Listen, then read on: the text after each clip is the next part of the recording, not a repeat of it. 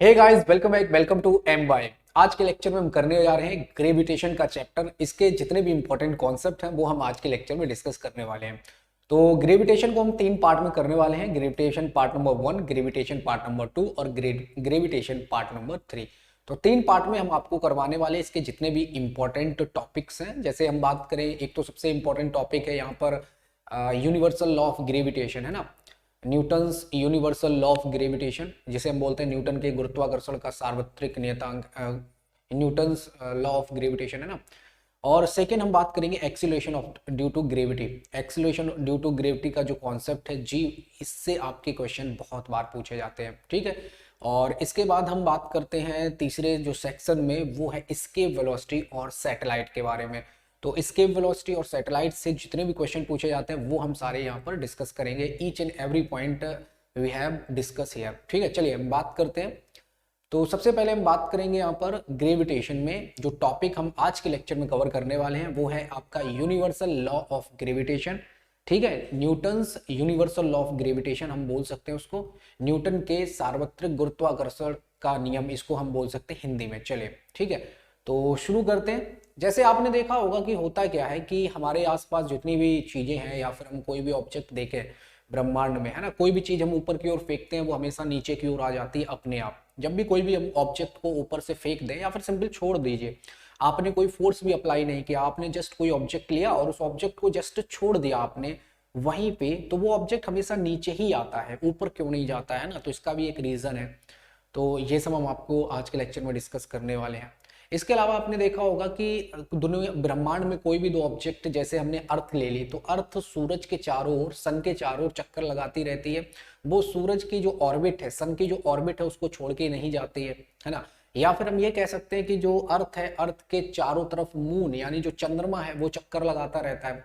तो जो मून है वो अर्थ को छोड़कर नहीं जाता है। तो ये कुछ जो फिनोमिना है, ये सब आपकी ग्रेविटेशन की वजह से होती है। किसकी वजह से होती है? ग्रेविटेशन की वजह से, ठीक है। तो हम बेसिकली ये कह सकते हैं कि ब्रह्मांड में कोई भी दो ऑब्जेक्ट ले लीजिए, ब्रह्मांड में कोई भी दो ऑब्जेक्ट ले लो, है ना। एक मान लो हमने ऑब्जेक्ट ये ले लिया, अब ये ऑब्जेक्ट प्लेनेट हो सकते हैं, स्टार हो सकते हैं, है ना, कोई भी दो ऑब्जेक्ट हो सकते हैं। तो हमने ये ऑब्जेक्ट ले लिए, एक है m1 किलोग्राम का और एक है आपका m2 किलोग्राम का। एक m1 किलोग्राम का और एक है m2 किलोग्राम का। ये एक दूसरे से कुछ डिस्टेंस पर रखे हुए हैं, तो इनके बीच में हमेशा अट्रैक्शन फोर्स लगता है, ऑलवेज अट्रैक्शन फोर्स। हमेशा ब्रह्मांड के किसी दो ऑब्जेक्ट के बीच में अट्रैक्शन फोर्स लगता है, जिसको हम ग्रेविटेशनल फोर्स यहाँ पर बोल देंगे, ठीक है, गुरुत्वाकर्षण बल बोल देंगे। तो मेरे ख्याल से ये पॉइंट आपको अच्छे समझ आ गया होगा। ये सिंपल सा पॉइंट है कि ब्रह्मांड में यानी यूनिवर्स में कोई भी दो ऑब्जेक्ट एक दूसरे को हमेशा अट्रैक्शन फोर्स से खींचते हैं, एक दूसरे को हमेशा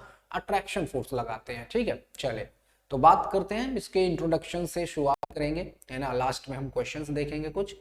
आपने देखा होगा, जैसे फॉर एग्जांपल यहाँ पर आप देख रहे हो ये सन है और सन के चारों तरफ अर्थ चक्कर लगा रहा है ना, अर्थ चक्कर लगा रही है। तो सूरज के चारों तरफ ये अर्थ चक्कर लगा रही है। ऐसे ही बहुत सारे प्लेनेट हैं जो सूरज के चारों चक्कर लगाते रहते हैं, जिसको हम सोलर सिस्टम में पढ़ते हैं। सोलर सिस्टम में हम पढ़ते हैं कि सूरज के चारों ओर बहुत सारे ग्रह हैं, बहुत सारे स्टार हैं जो चक्कर लगाते रहते हैं, ठीक है। अब हम यहाँ पर अगर गाइस बात करें, जैसे इंट्रोडक्शन में आपने ये सब कहानी शुरुआत से पढ़ी होगी कि न्यूटन सेब के पेड़ के नीचे बैठे हुए थे, एप्पल के ट्री के नीचे बैठे हुए थे, तो सेब नीचे गिरा। इस तरीके से ये सेब नीचे गिरा, मतलब सेब जब वहां से टूटा, डाल से पेड़ से जैसे टूटा, वो नीचे ही क्यों गिरा, ऊपर क्यों नहीं गया। तो ऐसा इनके दिमाग में आया, किसके? न्यूटन बाबा के। तो न्यूटन के दिमाग में ये आया कि जो एप्पल है वो नीचे ही क्यों गिरा। मान लीजिए डाल से पेड़ से टूटा तो वो ऊपर क्यों नहीं गया, नीचे ही क्यों गिरा। तो यहाँ से इन्होंने दिमाग लगाना स्टार्ट किया कि अच्छा ये बात है, ठीक है। तो इन्होंने यहाँ से दिमाग लगाना स्टार्ट किया और इन्होंने एक बढ़िया सा लॉ बना दिया, ठीक। इन्होंने क्या बोला, अगर हम ओवर अभी इसके लॉ की हम आगे बात करेंगे, इनके लॉ की, लेकिन अभी हम बेसिकली अगर हम ग्रेविटेशन की बात करें तो the universe force of attraction acting between all the matter. इसका मतलब यह है कि जो सार्वत्रिक आकर्षण बल है सभी पदार्थों के बीच कार्य करता है। मतलब अगर हम यहाँ पर दो ऑब्जेक्ट ले रखे हैं ना, जैसे हमारे पास एक ये ऑब्जेक्ट है, एक हमारे पास ये ऑब्जेक्ट है, इसका कुछ मास होगा, इसका कुछ मास होगा, तो इनके बीच में भी अट्रैक्शन फोर्स लग रहा है। लेकिन इनके बीच का जो अट्रैक्शन फोर्स है ना, वो मिनिमम है, बहुत कम है, बहुत कम, इतना कम है कि उसका इफेक्ट हमें दिखाई नहीं पड़ रहा है। मैं फिर से रिपीट कर रहा हूँ कि दुनिया में कोई भी दो ऑब्जेक्ट आप ले लीजिए, दुनिया में ब्रह्मांड में कोई भी दो ऑब्जेक्ट ले लीजिए, उन दोनों ऑब्जेक्ट के बीच में हमेशा अट्रैक्शन फोर्स लगता रहता है, ठीक है, हमेशा।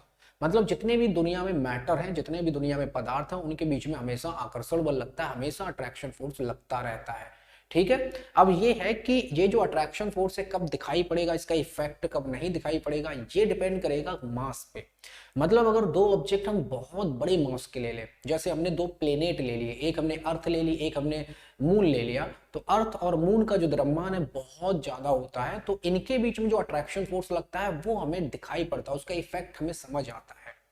लेकिन अगर हम इस पेन की बात करें, मोबाइल की बात करें, ये तो बहुत हल्के हैं as compare to star, as compare to planet, है ना, इनका मास तो 0 के बराबर है उनकी तुलना में, तो इनके बीच में जो अट्रैक्शन फोर्स लग रहा है वो इनका इफेक्ट हमें शो नहीं होता है, दिखाई नहीं पड़ता है। तो थ्योरी क्या कहती है, थ्योरी ये कहती है कि the universal force of attraction acting between all the matter, जितने भी मैटर हैं दुनिया में, जितने भी ब्रह्मांड में जितने भी पदार्थ हैं, उन सबके बीच में अट्रैक्शन फोर्स लगता है, ठीक है। चलिए, तो यहां पर हम सबसे पहले बात करेंगे Newton's universal law of gravitation की। किसकी बात करेंगे, Newton's universal law of gravitation. इसको यूनिवर्सल लॉ क्यों कहते हैं, क्योंकि ये पूरे ब्रह्मांड मतलब हर जगह एप्लीकेबल है, ये हर जगह एप्लीकेबल है और इसको कोई अभी तक फेल नहीं कर पाया है, तो इसको क्या मान लिया गया, यूनिवर्सल लॉ मान लिया गया, ठीक है। तो याद रखना, Newton's universal law of gravitation कहता क्या है कि Newton's universal law of gravitation usually state that every particle attract every other particle in the universe। इन्होंने क्या बोला कि दुनिया में या यूनिवर्स में या पूरे ब्रह्मांड में कोई भी एक पार्टिकल अगर आप ले रहे हो तो वो किसी दूसरे पार्टिकल को 100% अट्रैक्ट कर रहा होगा। मतलब दुनिया में हर एक पार्टिकल दूसरे पार्टिकल को अट्रैक्ट कर रहा है, दुनिया में हर एक पार्टिकल दूसरे पार्टिकल को अट्रैक्ट कर रहा है। अब अगर अट्रैक्ट कर रहा है तो उनके बीच में फोर्स लग रहा होगा, अट्रैक्शन फोर्स लग रहा होगा, तो वो जो अट्रैक्शन फोर्स है वो दोनों पदार्थ के, दोनों मैटर के, दोनों ऑब्जेक्ट के मास के प्रोडक्ट के प्रोपोर्शनल है।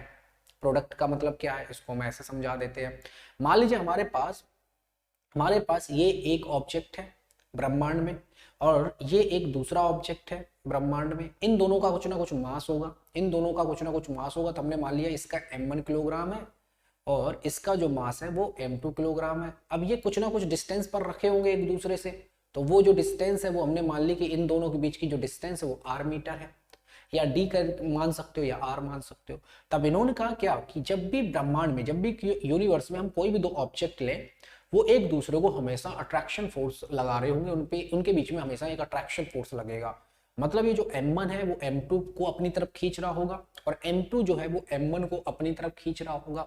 ऐसे अगर कोई तीसरा मान लो पार्टिकल है या तीसरा कोई ऑब्जेक्ट है या कोई तीसरा मैटर है, तो उन पर इन दोनों के द्वारा फोर्स, अट्रैक्शन फोर्स लग रहा होगा। मतलब ब्रह्मांड में किसी भी, अगर हम बात करें किसी भी ऑब्जेक्ट की बात करें, वो दूसरे ऑब्जेक्ट को फोर्स लगा ही रहा होगा। ब्रह्मांड में कोई भी एक ऑब्जेक्ट दूसरे ऑब्जेक्ट को अट्रैक्शन फोर्स से खींचता ही खींचता है, ठीक है। तो वो जो अट्रैक्शन फोर्स है वो इन दोनों मास के गुणनफल के समानुपाती होता है, इन दोनों के द्रव्यमान के गुणनफल के समानुपाती होता है। यानी हम इसको इंग्लिश में बोले कि a force that is directly proportional to the product of their masses. इसका मतलब है कि जो ये फोर्स है ना, ये जो फोर्स अट्रैक्शन फोर्स लग रहा है दो ऑब्जेक्ट के बीच में, ये डायरेक्टली प्रोपोर्शनल होता है दोनों मासेस, ऑब्जेक्ट के मासेस के प्रोडक्ट के। दोनों जो ऑब्जेक्ट है उनके मास के प्रोडक्ट के डायरेक्टली प्रोपोर्शनल होता है, ये बात आपको याद रखनी है। इसके बाद अगर हम गाइस बात करें तो जो सेकेंड स्टेटमेंट उन्होंने बोला कि यही जो फोर्स ऑफ अट्रैक्शन है दो ऑब्जेक्ट के बीच का, ये इनवर्सली प्रोपोर्शनल होता है उसके बीच की डिस्टेंस के स्क्वायर के। यानी जो दो ऑब्जेक्ट के बीच की जो डिस्टेंस है उसके स्क्वायर के इनवर्सली प्रोपोर्शनल होता है ये फोर्स। तो जब आप इन दोनों को कंबाइन कर दोगे तो आपको मिल जाएगा कि जो फोर्स ऑफ अट्रैक्शन है ना, तो जो फोर्स ऑफ अट्रैक्शन है ये m1 m2 upon r square के प्रोपोर्शनल होगा। तो इसको बोलते हैं यूनिवर्सल लॉ ऑफ ग्रेविटेशन। इसको क्या कहा जाता है, universal law of gravitation, Newton's universal law of gravitation. तो पहले आप इतना नोट करें, फिर हम आपको आगे के पॉइंट समझाते हैं, ठीक है। मेरे ख्याल से आपको चीजें समझ आ रही होंगी, पहले आप इतना नोट कर लेंगे, फिर हम आगे के पॉइंट्स को अच्छी तरीके से समझाते हैं। यहां पर गिवन है Newton's universal law of gravitation is equal is usually states that every particle attract every other particle in the universe. मतलब इसका सीधा सीधा ये है कि दुनिया में कोई भी दो पार्टिकल हैं वो एक दूसरे को अट्रैक्ट करते हैं, एक दूसरे पर अट्रैक्शन फोर्स लगाते हैं, और वो जो अट्रैक्शन फोर्स होता है वो उन दोनों ऑब्जेक्ट के मास के प्रोडक्ट के डायरेक्टली प्रोपोर्शनल होता है, और वही जो अट्रैक्शन फोर्स है वो उन दोनों ऑब्जेक्ट के बीच की जो डिस्टेंस है उसके स्क्वायर के इनवर्सली प्रोपोर्शनल होता है। ठीक है, तो मेरे ख्याल से ये दोनों स्टेटमेंट अच्छे से समझ आ गए होंगे। अब हम इसकी जो इंपॉर्टेंट्स है वो हम देखने वाले हैं। ठीक है, तो आई होप आपने इतना नोट कर लिया होगा। ठीक है, इतना नोट करेंगे सभी। चलिए, यहां पर अगर हम बात करें न्यूटन के सार्वत्रिक गुरुत्वाकर्षण का नियम, हिंदी में एक बार देख लेंगे। न्यूटन के गुरुत्वाकर्षण के सार्वत्रिक नियम के अनुसार या को आमतौर पर कहा जाता है कि प्रत्येक कण ब्रह्मांड में हर दूसरे कण को एक बल के साथ आकर्षित करता है। ब्रह्मांड में कोई भी एक कण दूसरे कण को एक बल के साथ आकर्षित करता है, और वो जो बल है उनके द्रव्यमान के गुणनफल के समानुपाती होता है, और उनके केंद्रों के बीच की दूरी के वर्ग के व्युत्क्रमानुपाती होता है। तो आई होप आपको ये पॉइंट तो ऑलरेडी समझ आ गया। अब हम इसके फॉर्मूले की बात करें तो हमने कहा कि हमारे पास ये m1 किलोग्राम का एक ऑब्जेक्ट है, ये हमारे पास m2 किलोग्राम का एक ऑब्जेक्ट है। अब ये दो प्लेनेट हो सकते हैं, एक प्लेनेट हो सकता है और दूसरा स्टार हो सकता है, या दोनों स्टार हो सकते हैं। मतलब ये कोई भी दो ऑब्जेक्ट हो सकते हैं। एक पेन हो सकता है, एक पेन हो सकता है, दूसरा मोबाइल हो सकता है, या दोनों पेन हो सकते हैं, दोनों मोबाइल हो सकते हैं। मतलब ब्रह्मांड में कोई भी दो हमने ऑब्जेक्ट ले लिए, एक m1 किलोग्राम का और एक m2 किलोग्राम का, जिनके बीच की डिस्टेंस को हमने d मान लिया, और जो बीच की डिस्टेंस है ना ये हम सेंटर से कंसीडर करेंगे। हम जो इनके बीच की डिस्टेंस है वो हम ऑब्जेक्ट के सेंटर से कंसीडर करेंगे। तो m1 किलोग्राम का ये जो ऑब्जेक्ट है इसका सेंटर ये है, m2 किलोग्राम का ये जो ऑब्जेक्ट है इसका सेंटर ये है। इन दोनों के बीच की जो डिस्टेंस है वो आपकी d कहलाएगी, यानी इन दोनों ऑब्जेक्ट के बीच की डिस्टेंस कहलाएगी। अब देखो हमने यहाँ पर क्या दिखा रखा है कि जो m1 है वो m2 को अपनी तरफ खींचेगा। देखिए m1 क्या कर रहा है, m2 पर फोर्स अप्लाई कर रहा है। ध्यान से देखिए m1 क्या कर रहा है, m2 पर फोर्स लगा रहा है, तो इसको हम दिखाएंगे F21, मतलब सेकेंड ऑब्जेक्ट पर फर्स्ट के द्वारा लगाया गया फोर्स। ये ठीक है, और उतना ही फोर्स m2 लगाएगा m1 पर, तो इसको हम दिखा देंगे m12 से, यानी फर्स्ट पर सेकेंड के द्वारा लगाया गया फोर्स। और ये दोनों फोर्स आपस में बराबर होंगे, F12 बराबर F21। ठीक है, इनका जो मैग्नीट्यूड है वो बराबर होगा, लेकिन इनकी डायरेक्शन अपोजिट है, तो हम इसको ऐसे लिखते हैं, हम यहाँ पर माइनस लगा देते हैं।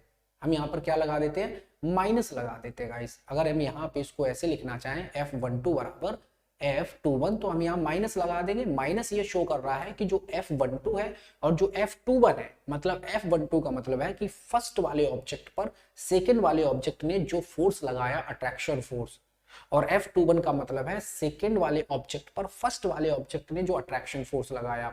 तो जो F12 है और जो F21 है इन दोनों का मैग्नीट्यूड तो सेम होगा, क्योंकि जितना फोर्स M1 M2 पर लगाएगा उतना ही फोर्स M2 M1 पर लगाएगा। ये दोनों इक्वल एंड अपोजिट डायरेक्शन में एक दूसरे को अट्रैक्शन फोर्स से अट्रैक्ट करते हैं। ठीक है, तो यहाँ पे जो F12 है इनका मैग्नीट्यूड अगर हम देखें तो मैग्नीट्यूड भैया सेम आएगा, इसमें हमें मैग्नीट्यूड बिल्कुल सेम मिलने वाला है। लेकिन माइनस सिर्फ ये शो कर रहा है कि इन दोनों के फोर्स के बीच की जो डायरेक्शन है वो अपोजिट है। ठीक है, तो इसको हम मान लेंगे, चलो F मान लेते हैं। इसके जो मैग्नीट्यूड तो सेम है, तो हम उस मैग्नीट्यूड को कॉमन मान लेते हैं M, F क्या मान लेते हैं, F। ठीक है, तो हमने इन दोनों का कॉमन जो फोर्स है, दोनों के बीच में जो फोर्स ऑफ अट्रैक्शन लग रहा है वो कॉमन फोर्स हमने F मान लिया। ठीक है, अब हम बात करते हैं, यहाँ पे जरा ध्यान से देखेंगे, ये जो फोर्स है हमने क्या बताया कि ये डायरेक्टली प्रोपोर्शनल हो जाएगा किसके, m1 m2 के प्रोडक्ट के, और यही जो फोर्स है वो इनवर्सली प्रोपोर्शनल हो जाएगा इन दोनों के बीच की जो डिस्टेंस है उसके स्क्वायर के। इन दोनों को आप कंबाइन कर दो, दोनों को जब आप कंबाइन कर दोगे तो ये जो फोर्स ऑफ अट्रैक्शन आएगा ये आ जाएगा m1 m2 अपॉन में d स्क्वायर के, यही आ जाएगा। तो यहां से जब प्रोपोर्शनलिटी साइन हटाएंगे तो यहां पर जो फोर्स ऑफ अट्रैक्शन आएगा दोनों ऑब्जेक्ट के बीच का फोर्स ऑफ अट्रैक्शन वो आता है कैपिटल G, जिसको हम बोलते हैं universal gravitational constant m1 into में m2 और डिवाइडेड बाय इन दोनों के बीच की जो डिस्टेंस है उसका स्क्वायर। तो ये बन जाता है गाइस फॉर्मूला किसका, फोर्स ऑफ अट्रैक्शन का। फोर्स ऑफ अट्रैक्शन का ये बन जाएगा फॉर्मूला, नोट कर लेंगे, ये बन जाएगा फोर्स ऑफ अट्रैक्शन का फॉर्मूला। मेरे ख्याल से आपको अच्छे से समझ आ गया होगा। तो यहां से इस तरीके से गाइस क्वेश्चन पूछते हैं, ठीक है। ये फोर्स ऑफ अट्रैक्शन का क्या आ जाएगा, फॉर्मूला। तो यहाँ पर ये बिल्कुल वैसे ही है जैसे आपने देखा होगा कूलाम का नियम हमने आपको कराया था इलेक्ट्रोस्टैटिक में। दो चार्जेस के बीच में इसी टाइप का फोर्स लगता था। अगर हम एक चार्ज Q1 ले लें और एक चार्ज हम Q2 ले लें, इन दोनों के बीच की जो डिस्टेंस है वो हम मान लें R। क्या मान लें, R। तो इन दोनों के बीच में जो फोर्स ऑफ अट्रैक्शन या फोर्स ऑफ रिपल्सन लगता था वो इलेक्ट्रोस्टैटिक फोर्स कहलाता है, और वो हो जाता है K into Q1 Q2 upon में R स्क्वायर, इनके बीच की डिस्टेंस का स्क्वायर, ठीक है। तो हमने इन दोनों का आपको इलेक्ट्रोस्टैटिक जो फोर्स होता है, ग्रेविटेशनल फोर्स होता है, इन दोनों के बीच का जो डिफरेंस है उसकी भी बात की थी, सिमिलरिटी की बात की थी हमने, ठीक है। तो इसको हम क्या बोलते हैं, Newton's universal law of gravitation, ठीक है। तो यहाँ पे आपको एक पॉइंट याद रखना है कि जितनी दूर ऑब्जेक्ट होंगे, ये दोनों ऑब्जेक्ट जितनी दूर होंगे उतना कम अट्रैक्शन फोर्स लगेगा, और ये दोनों ऑब्जेक्ट जितने पास होंगे उतना ज्यादा अट्रैक्शन फोर्स लगेगा, क्योंकि देखिए इन दोनों के बीच की जो डिस्टेंस फोर्स है वो इन दोनों के बीच की डिस्टेंस के स्क्वायर के इनवर्सली प्रोपोर्शनल है। ये देखेंगे आप, ठीक है। ये वाला रिलेशन देखिए, इसका मतलब है कि अगर आपने दो ऑब्जेक्ट के बीच की डिस्टेंस को डबल कर दिया तो उन दोनों ऑब्जेक्ट के बीच का जो अट्रैक्शन फोर्स है वो हाफ हो जाएगा, आधा हो जाएगा। अगर इन दोनों के बीच की जो डिस्टेंस है आपने हाफ कर दी तो इन दोनों ऑब्जेक्ट के बीच में जो अट्रैक्शन फोर्स लगेगा, जो ग्रेविटेशनल फोर्स लगेगा, वो डबल हो जाएगा। तो डिपेंड करेगा कि डिस्टेंस किस रेशियो में इंक्रीज या डिक्रीज हो रही है, उसी रेशियो में जो इन दोनों के बीच में फोर्स है वो लगेगा, ठीक है। मेरे ख्याल से आपको इतना पॉइंट क्लियर हुआ होगा, ठीक है। चलिए ये बात अच्छे से क्लियर हो गई ना सभी को। तो यूनिवर्सल ऑफ ग्रेविटेशन के हम कुछ इंपॉर्टेंट पॉइंट देखने वाले हैं, जरा ध्यान दीजिएगा। तो यहां पर आप देखिए, यहां पर आपका गिवन है, यहां पर देखेंगे, ठीक है। यहां पर आपका जी की वैल्यू यहां पर गिवन है। अब हम जी की वैल्यू की बात करेंगे, यहां से आपके एग्जाम में क्वेश्चन पूछे जाते हैं। तो जी आ जाएगा एफ डी स्क्वायर अपॉन में m1 m2, ठीक है। यहां पर हमने अभी आपको बताया था कि जो फोर्स ऑफ अट्रैक्शन आया दो ऑब्जेक्ट के बीच का वो आया capital G m1 m2 upon में दोनों ऑब्जेक्ट के बीच की जो डिस्टेंस थी उसके स्क्वायर के, ठीक है। अब हमने यहां से कैपिटल जी निकाला तो कैपिटल जी आ जाएगा m n into M square upon में किलोग्राम स्क्वायर, ठीक है। तो यहां से हम इसकी यूनिट निकालेंगे किसकी, कैपिटल जी की, जिसे हम बोलते हैं universal gravitational constant, universal gravitational constant, ठीक है।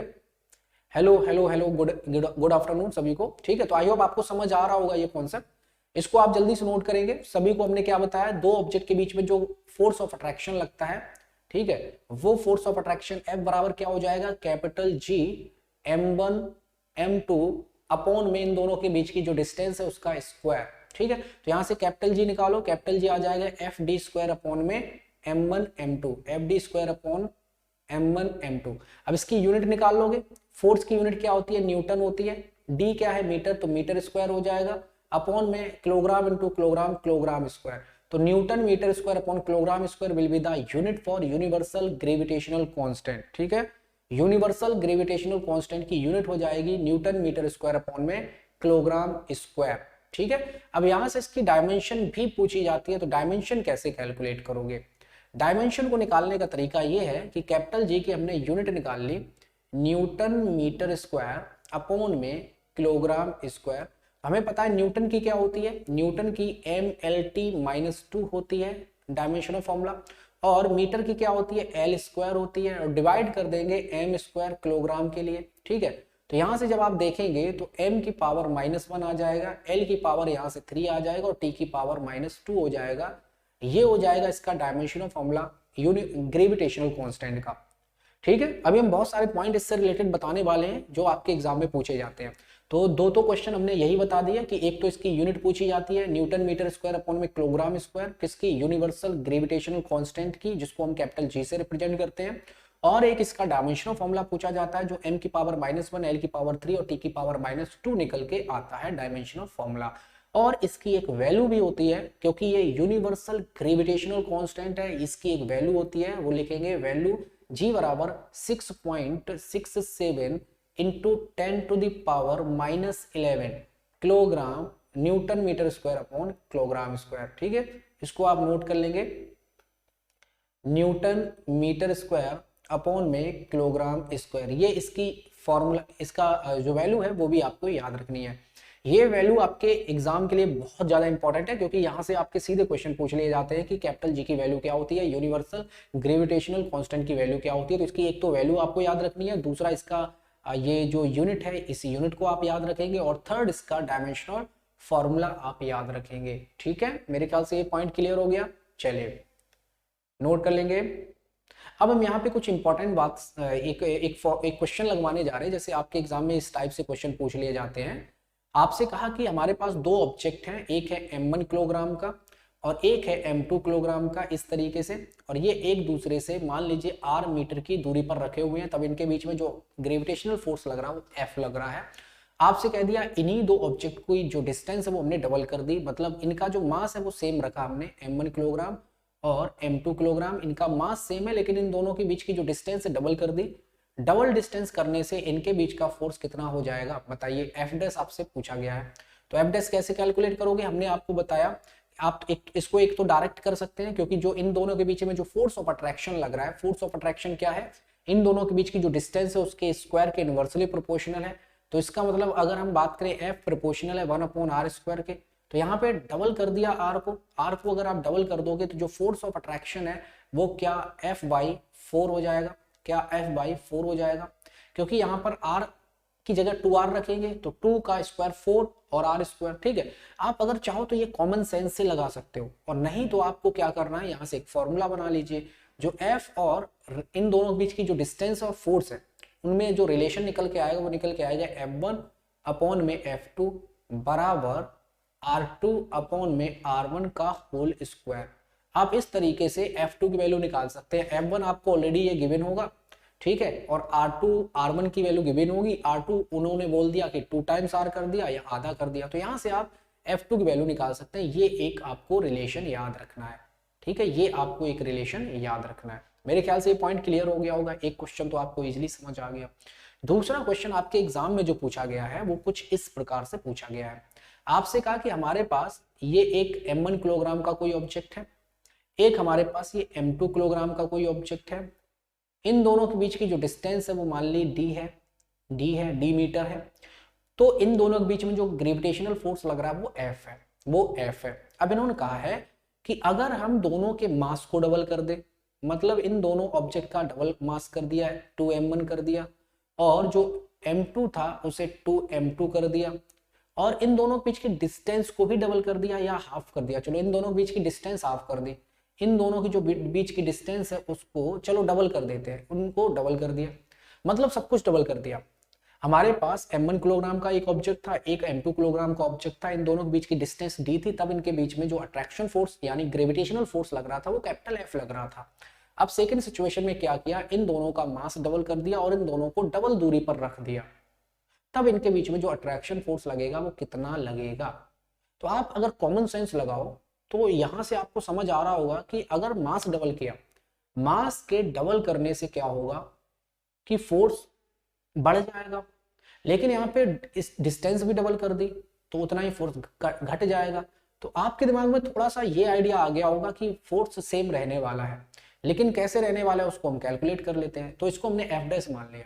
अब एफ डैश को हम कैसे कैलकुलेट करेंगे, एफ डैश बराबर, एफ डैश क्या हो जाएगा, कैपिटल जी m1 की जगह क्या हो गया, यहाँ पर 2m1 हो गया, इंटू m2 की जगह क्या हो गया, 2m2 हो गया, और अपॉन में इनके बीच की डिस्टेंस कितनी हो गई, 2d हो गई, तो उसका क्या हो जाएगा, 2d का स्क्वायर हो जाएगा। तो अगर आप ध्यान से देखो तो ये हो जाएगा 4 times capital G m1 m2, और नीचे क्या हो जाएगा 2 का स्क्वायर 4, तो 4 को हमने यहाँ पर रख दिया, 4 को हमने गाइस यहाँ पर रख दिया, ये 2 का स्क्वायर 4, और नीचे क्या है d स्क्वायर है। तो क्या 4 से 4 कैंसिल आउट हो गया, तो ये जो g m1 m2 अपॉन में d स्क्वायर है, क्या ये फर्स्ट वाले केस का है। यहां से अगर आप कैलकुलेट करोगे तो ये निकल के आएगा capital G m1 m2 upon में d स्क्वायर। तो इसका मतलब फोर्स पे कोई फर्क नहीं पड़ा, उतना ही फोर्स निकल के आ गया, यानी जो f डैश है वो f के बराबर ही आएगा। और इसको हमने कॉमन सेंस से भी ये देखा कि जब हम दो ऑब्जेक्ट के बीच जो दो ऑब्जेक्ट का जो मास है उसको डबल कर दिया तो उसकी वजह से फोर्स बढ़ गया होगा, लेकिन दोनों ऑब्जेक्ट को हमने उतना ही दूर भी कर दिया और दूरी की वजह से घट गया होगा, तो मतलब फोर्स ऑफ अट्रैक्शन उतना ही होगा। ठीक है, मेरे ख्याल से क्लियर हो गया होगा। ये क्वेश्चन आपके एनडीए एग्जाम में पूछा गया है। ये क्वेश्चन आपके एनडीए एग्जाम में गाइस पूछा गया। ठीक है, समझ आ गया? ओके, मेरे ख्याल से आपको ये पॉइंट अच्छे से क्लियर हो गया होगा। ठीक है, अब हम बात करते हैं नेक्स्ट कॉन्सेप्ट की। नेक्स्ट जो इंपॉर्टेंट पॉइंट्स हैं, जैसे फर्स्ट पॉइंट आपका गिवन है, gravitational force does not depend on medium. सबसे पहले आपको पॉइंट ये याद रखना है कि जो गुरुत्वाकर्षण बल होता है ना, माध्यम पर निर्भर नहीं करता है। ग्रेविटेशनल फोर्स मीडियम पे निर्भर नहीं करता, मीडियम पे डिपेंड नहीं करता। इसका मतलब ये है कि दो जो ऑब्जेक्ट की बात हो रही है ना, जिनके बीच में अट्रैक्शन फोर्स लग रहा है, जो दो ऑब्जेक्ट के बीच में अट्रैक्शन फोर्स लग रहा है, उनके बीच वो दोनों किसी भी मीडियम में रखे हो, किसी भी माध्यम में रखे हो, ठीक है, किसी भी मीडियम में रखे हो, किसी भी माध्यम में रखे हो, तो हमेशा याद रखना उनके फोर्स ऑफ अट्रैक्शन पे यानी ग्रेविटेशनल फोर्स पे कोई फर्क नहीं पड़ेगा।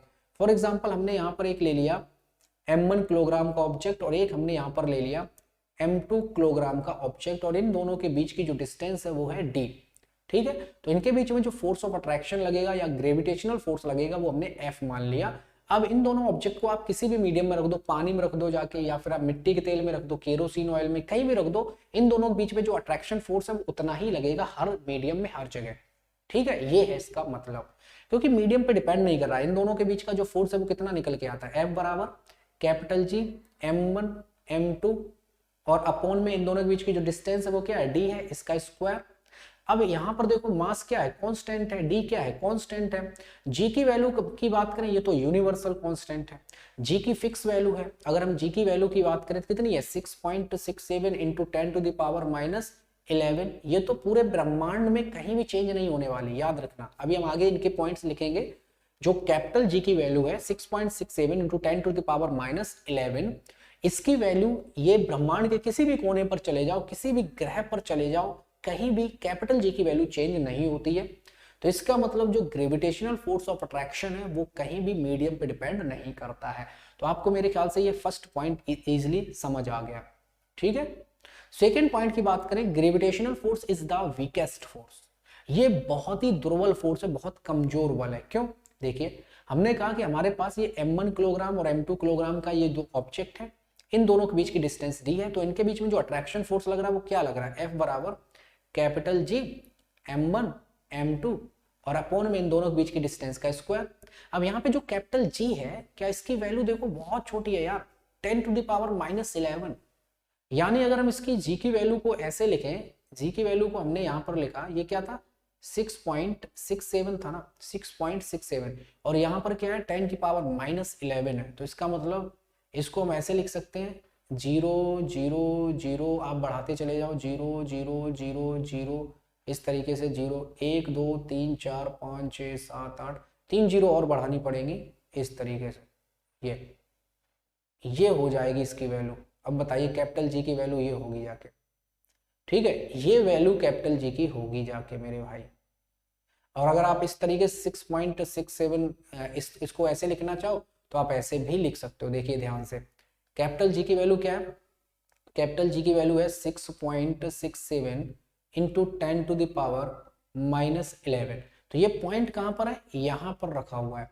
अब इस पॉइंट को हम कितना 11 अंक पीछे ले जाएं तो हमें 10 जीरो बढ़ानी पड़ेंगे, 1 2 3 4 5 6 7 8 9 10, यहाँ लिख देंगे 667, और हम यहाँ पे एक जीरो ऐसे लिख देंगे 0.0, इस तरीके से। इतनी कम वैल्यू है, देखो ये जी की वैल्यू 0.000000067 जाके। ठीक है, तो ये जो जी की वैल्यू है बहुत कम है, बहुत छोटी है, इसीलिए जो फोर्स ऑफ अट्रैक्शन है वो वीकेस्ट फोर्स, बहुत कमजोर बल होता है। अब आप कहोगे सर कमजोर बल है तो भी ये गुरुत्वाकर्षण बल लग रहा है ना, दो ऑब्जेक्ट के बीच में, तो भाई उनका मास ज्यादा होगा ना, वो मास इतना ज्यादा इतना कंसीडरेबल होगा। अगर हम दो प्लेनेट की बात करें, जैसे हमने एक अर्थ ले ली, अर्थ का जो मास है वो करीब 10 की पावर 24 kg होता है, 10 की पावर 24 kg के आसपास। और अगर हम यहाँ पर मून की हम बात करें, चंद्रमा की बात करें, तो इसका भी मास बहुत ज्यादा होगा। तो जब हम इन दोनों के मास को मल्टीप्लाई करेंगे, है ना, इन दोनों के बीच जब हम फोर्स ऑफ अट्रैक्शन निकालेंगे, तो ये जो कैपिटल जी की वैल्यू ये तो बहुत छोटी है, लेकिन इसको कंपनसेट कौन करेगा, ये जो मास होगा m1 m2, और इन दोनों के बीच की जो डिस्टेंस वो कम से कम रखेंगे। तो ये जो M1 M2 है ना, ये बहुत ज्यादा होने चाहिए, तभी ये फोर्स ऑफ अट्रैक्शन आपको नजर में आएगा, ये फोर्स ऑफ अट्रैक्शन आपको दिखाई पड़ेगा, इसका इफेक्ट पता चलेगा। इसीलिए तो हम कहते हैं कि अगर दो ऑब्जेक्ट हमने छोटे छोटे ले लिए जिनका मास बहुत कम है, दो ऑब्जेक्ट हमने ऐसे ले लिए जिनका मास बहुत कम है, तो जिनके बीच में लगने वाला ग्रेविटेशनल फोर्स या फोर्स ऑफ अट्रैक्शन पता ही नहीं चलेगा। क्यों? क्योंकि बहुत वीक फोर्स लगेगा, क्योंकि कैपिटल जी की वैल्यू देखो बहुत छोटी है और मास भी छोटा हुआ, तो कैपिटल जी की वैल्यू छोटी होने की वजह से ये फोर्स ऑफ अट्रैक्शन की वैल्यू बहुत कम आएगी। तो अगर आपको इफेक्ट देखना है फोर्स ऑफ अट्रैक्शन का, तो मास बहुत ज्यादा होनी चाहिए। इसीलिए हम कंसीडर करते हैं कि जो सेलेस्टियल बॉडीज होती हैं, सेलेस्टियल बॉडीज जो होती हैं, जैसे चंद्रमा हो गया है ना, जितने भी सोलर सिस्टम हो गए, स्टार हो गए, प्लेनेट हो गए, और छोटे छोटे जितने भी उल्का पिंड है, ये सब जो ऊपर होते हैं आसमान में, सब सेलेस्टियल बॉडीज हैं। उनके बीच में ये इफेक्ट दिखाई पड़ता है अट्रैक्शन फोर्स का। ठीक है, मेरे ख्याल से आपको अच्छे से समझ आ गया होगा। तो 2 पॉइंट आपके क्लियर हो गए, point number 1, point number 2। Next point पे चलते हैं। Gravitational forces as gravitational force is an attractive force, मतलब जो गुरुत्वाकर्षण बल है हमेशा आकर्षण बल होता है। ठीक है, ये जो ग्रेविटेशनल फोर्स है ये रिपल्सिव फोर्स नहीं होता है। जैसे हम फॉर एग्जांपल बात करें जो इलेक्ट्रोस्टैटिक फोर्स है, जैसे हमने दो पॉजिटिव चार्ज ले लिए, हमने एक प्लस का Q1 चार्ज लिया, एक हमने प्लस का Q2 चार्ज लिया, या फिर आपने दो नेगेटिव चार्ज ले लिए, एक माइनस का Q1 चार्ज लिया, एक माइनस का Q2 चार्ज लिया, तो ये सेम पोलरिटी के चार्जेस हैं। इन दोनों के बीच में जो फोर्स लगता है वो रिपल्सन फोर्स लगता है। ये Q1 Q2 को इधर फोर्स लगाएगा और Q2 Q1 पर इधर फोर्स लगाएगा। सिमिलरली Q1 Q2 को इधर फोर्स लगाएगा, Q2 Q1 पर इधर फोर्स लगाएगा। तो सेम पोलरिटी के जो चार्जेस हैं, ठीक है, सेम पोलरिटी के जो चार्जेस हैं वो एक दूसरे को रिपेल करते हैं। अब बात करें अट्रैक्शन फोर्स की, एक हमने पॉजिटिव चार्ज ले लिया, एक हमने नेगेटिव चार्ज ले लिया, इन दोनों के बीच में जो फोर्स लगता है वो अट्रैक्शन फोर्स लगता है। तो जो इलेक्ट्रोस्टैटिक फोर्स है, दो चार्जेस के बीच में लगने वाला जो फोर्स है उसको हम इलेक्ट्रोस्टैटिक फोर्स बोलेंगे। वो अट्रैक्शन फोर्स भी होता है और वो रिपल्सन फोर्स भी होता है। डिपेंड करेगा कि कौन से वो दो चार्जेस जो है ना उनकी पोलरिटी क्या है। हाँ, पूछिए डाउट, जो भी डाउट है आप एकदम पूछ सकते हैं, कोई प्रॉब्लम नहीं है, बताइए। तो आपको ये पॉइंट क्लियर हो गया? सभी जल्दी से बता दें। Gravitational force is attractive force, यानी अट्रैक्शन फोर्स होता है ग्रेविटेशनल फोर्स। ठीक है, नेक्स्ट क्वेश्चन, नेक्स्ट जो पॉइंट है, gravitational force is the central force that is it acts on the line of joining of two bodies.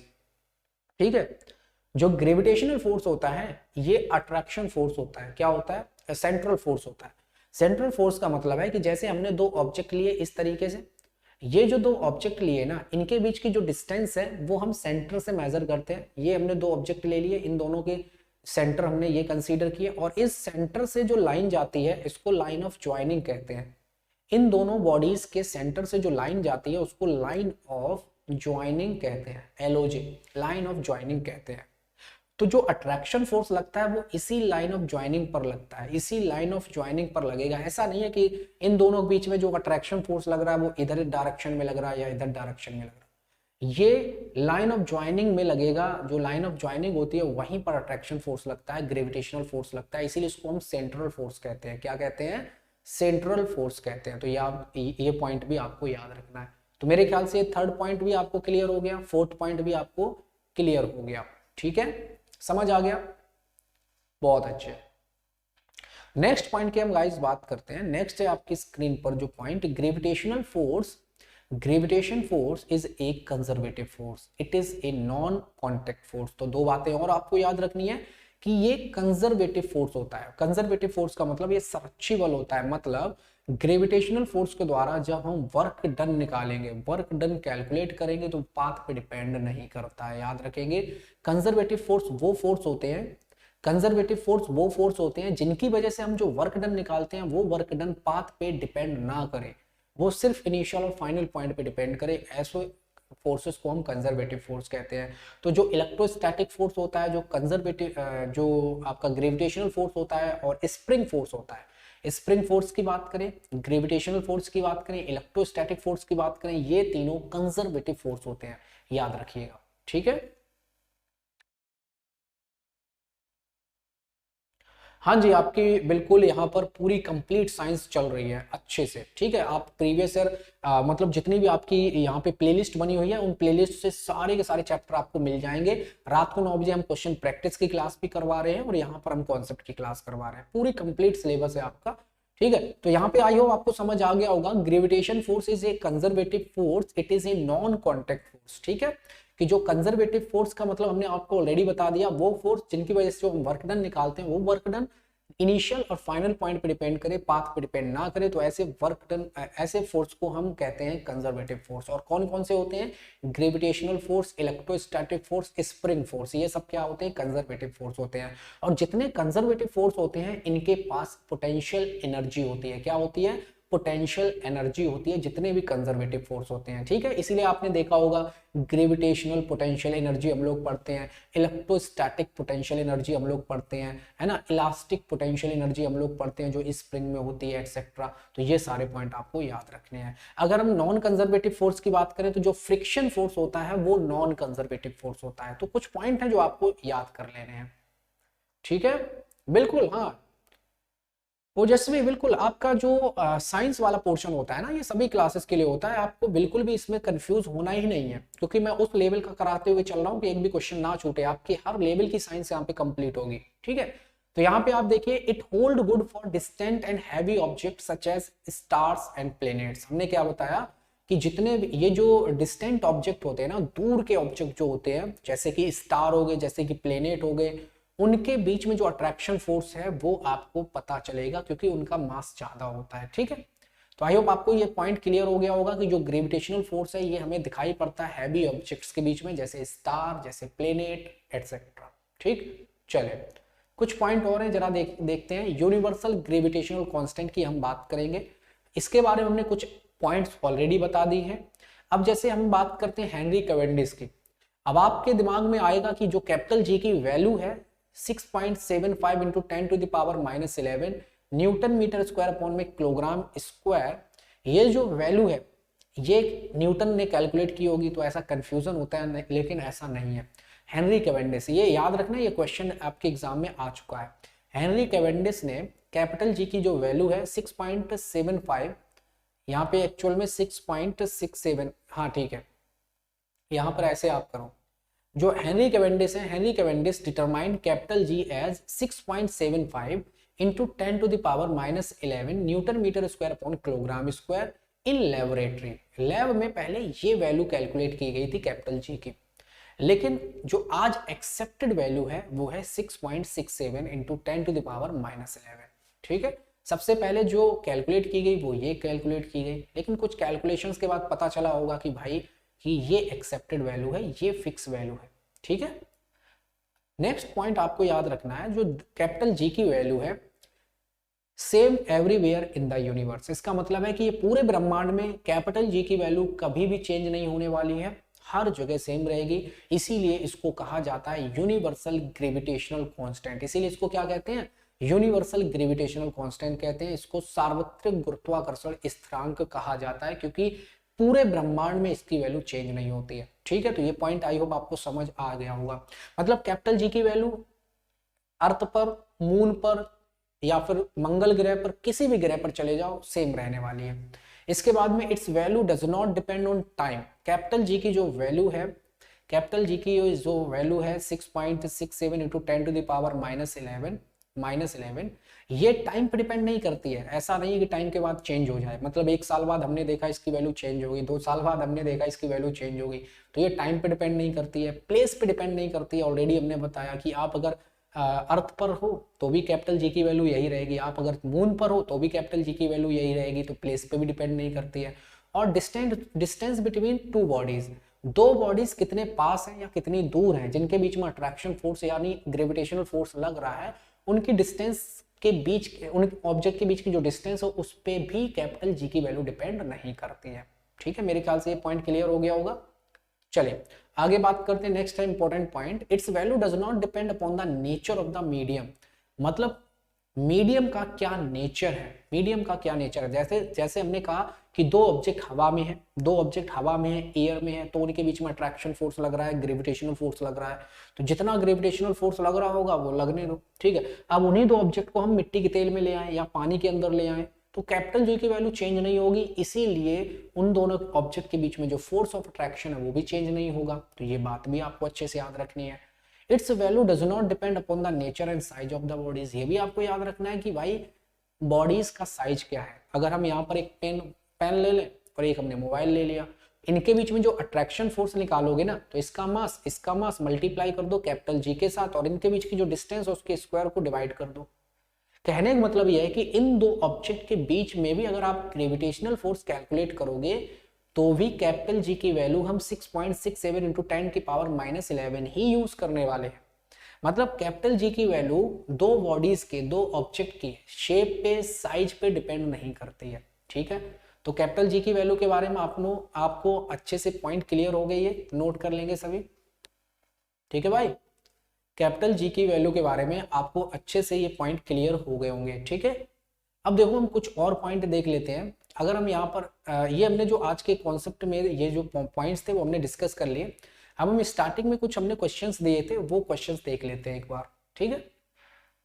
चलिए, सबसे पहला आपका जो क्वेश्चन गिवन है वो है the value of G is inversely proportional to the square of Earth. ये हमने ऑलरेडी आपको नेक्स्ट जो कॉन्सेप्ट हम आपको करवाने वाले हैं उस नेक्स्ट कॉन्सेप्ट के क्वेश्चंस हैं ये, ठीक है। तो हमने क्या बोला कि यहाँ पे आपसे पूछा है द वैल्यू ऑफ जी, ये स्मॉल जी है, याद रखना कैपिटल जी अलग चीज है, स्मॉल जी अलग चीज है। जो स्मॉल जी है इसको हम एक्सिलरेशन ड्यू टू ग्रेविटी कहते हैं, गुरुत्वीय त्वरण कहते हैं, और इसकी वैल्यू भी फिक्स्ड है। इसकी अर्थ के लिए जो वैल्यू होती है 9.8 मीटर पर सेकेंड स्क्वायर होती है अर्थ की सरफेस पर, ठीक है। अब हम इसके बारे में बात कर लेते हैं थोड़ा सा। हमारे पास ये मान लीजिए अर्थ है, ये अपनी अर्थ है और इसकी कुछ रेडियस होगी, तो ये हमने यहाँ पर इसकी रेडियस बना दी, ये इसकी रेडियस है। और आपको पता है कि अर्थ की रेडियस क्या होती है, कैपिटल आर, और कैपिटल आर की वैल्यू क्या होती है 6400 किलोमीटर। अर्थ की जो रेडियस है वो कितनी होती है 6400 किलोमीटर, ठीक है। तो यहाँ पर जो जी की वैल्यू है और अर्थ का हमने मास मान लिया कैपिटल एम है, अर्थ का मास क्या मान लिया हमने कैपिटल एम है, अर्थ का मास हमने मान लिया कैपिटल एम है। अब जो स्मॉल जी की वैल्यू होती है ये होती है स्मॉल जी बराबर capital G capital M upon में आर स्क्वायर। ये फॉर्मूला होता है स्मॉल जी का, नोट कर लो।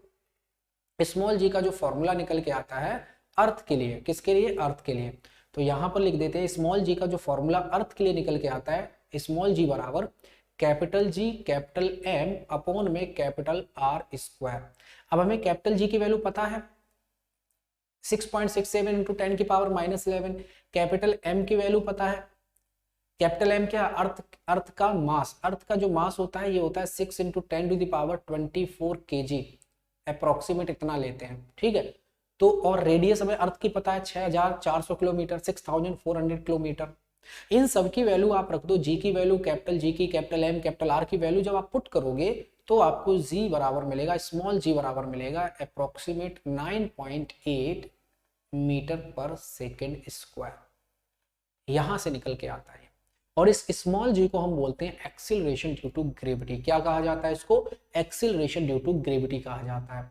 और इसको हम अर्थ की इलेक्ट्रिक फील्ड भी बोल देंगे, अर्थ की इलेक्ट्रिक फील्ड इंटेंसिटी भी बोलेंगे, जो हम आगे वाले टाइम में बताएंगे। क्योंकि जो इलेक्ट्रिक फील्ड इंटेंसिटी होती है, इलेक्ट्रिक फील्ड इंटेंसिटी ये होती है force per unit mass, force per unit mass, force per unit mass, ठीक है। अगर हम यहाँ पर फोर्स रख दें capital G small M capital M upon में आर स्क्वायर और इनटू में स्मॉल एम, तो स्मॉल एम यहाँ से कैंसिल हो जाएगा।